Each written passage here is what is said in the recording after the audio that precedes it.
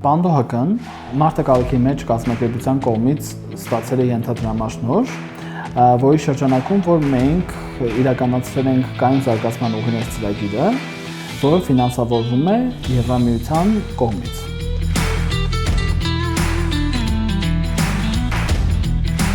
Այս ծրագիրը առանձնանում է նրանով, որ որպես այդպիսին ինքը կարողությունների զարգացման ծրագիր է, ու մեր կազմակերպությանը հնարավորություն է տալիս զարգացնել մեր կարողությունները եւ զարգացնել նաեւ մեր հմտությունները։ Այս ծրագիրը բազմապարակիչ է ու շատ կարեւոր մեզ համար, որովհետեւ ծրագրի շրջանակում իրականացրել ենք շատ տարբեր գործողություններ, բայց բոլորը միտված են մեկ նպատակի կազմակերպության կարողությունների զարգացմանը։ Կայուն զարգացման ուղիներ ծրագրի շրջանակում մենք ստեղծել ենք երկու կրթական ձեռնարկներ,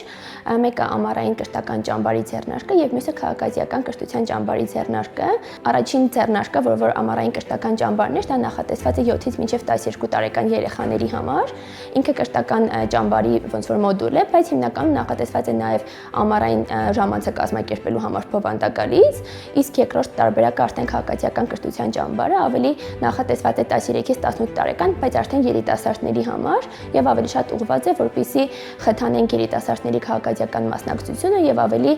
գիտելիքներ ու հմտություններ տանք, որպեսզի ավելի ակտիվ քաղաքացիներ ձևավորվեն հասարակության համար։ Ես Լուսինե Խաչատրյանն եմ, Ախուրյանի երիտասարդական հաբի սաներից։ 2025 թվականի ամռանը Ախուրյանի երիտասարդական հաբում իրականացվել է բակային ամառային ճամբար կրթական 4 օրյա, որին մասնակցել են Ախուրյանի խոշորացված համայնքի տարբեր բնակավայրերից երիտասարդներ, երեխաներ, իրականացվել են բազմաթիվ ծրագրեր,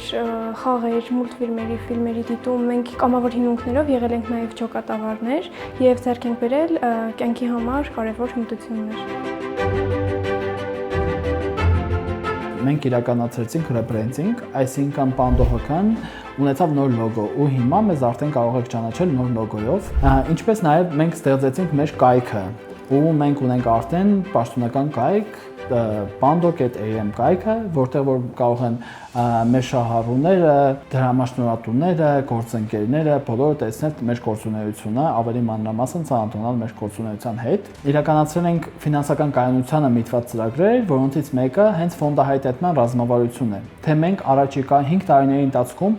ինչպես ենք ապահովելու կազմակերպության ֆինանսական կայունությունը։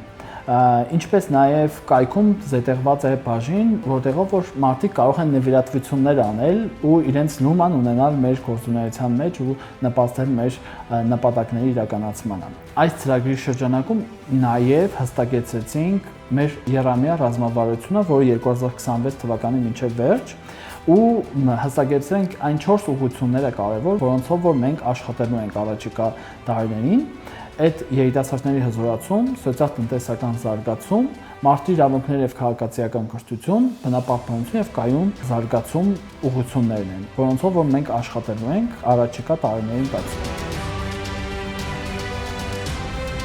Ծրագրի իրականացման արդյունքում մենք արդեն կարող ենք ասել, որ Պանդո ՀԿ-ն ունի հստակ տեսլական ուր ենք մենք գնում, ուր ենք շարժվում,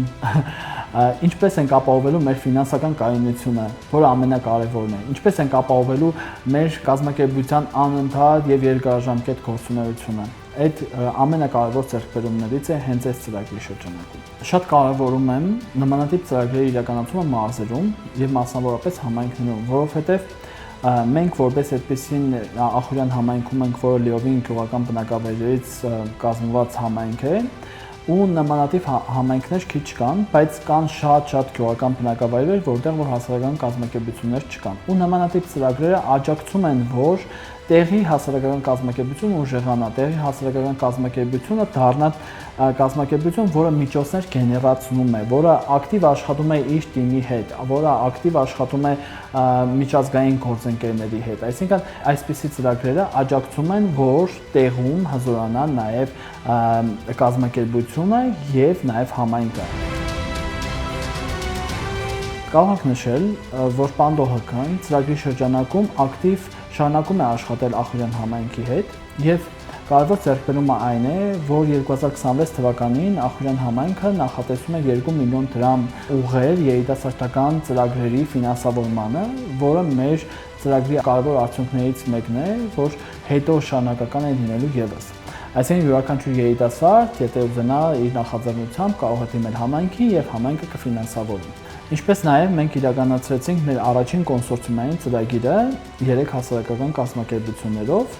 ովքեր ներկայացնում են Շիրակի մարզը մենք ենք ներկայացրել, Լոռու մարզը եւ Երևանը։ Եվ այս մեր առաջին համագործակցությունն էր նմանատիպ, որ 3 հասարակական կազմակերպություններով մեկ նպատակի շուրջ էինք հավաքվել եւ մեկ նպատակ էինք առաջ տանում, որն էր երիտասարդության մասին օրենքը ավելի լավը դարձնել, լավարկելը։ Ծրագրի շրջանակներում տրամադրվել է նաև մենթորական աջակցություն, կազմակերպության աշխատակիցները զարգացրել են իրենց կարողությունները եւ հմտությունները ծրագրերի մշակման, ինչպես նաև ֆոնդ հայթայթման թեմաներով։ Դե 2025 թվականի մարտի 5-ին Հայաստանում ընդունվել է երիտասարդության քաղաքականության մասին օրենքը, եւ մենք երիտասարդները Սախուրյանի երիտասարդական հաբում հնարավորություն ենք ունեցել մասնակցելու մի միջոցառման, դասընթացի, որի շրջանակում մենք ծանոթացել ենք առհասարակ երիտասարդական աշխատանքին, թե ինչ կոմպետենցիաներ են անհրաժեշտ առհասարակ երիտասարդական աշխատողներին, եւ կազմել ենք իրականացրել ենք տեղական հանդիպումների հիման վրա հանել ենք առաջարկներ եւ առաջարկությունների փաթեթ ենք կազմել ու ուղարկել նախարարություն եւ սպասում ենք պատասխանին, թե որ առաջարկություններն են ընդունվել նախարարության կողմից։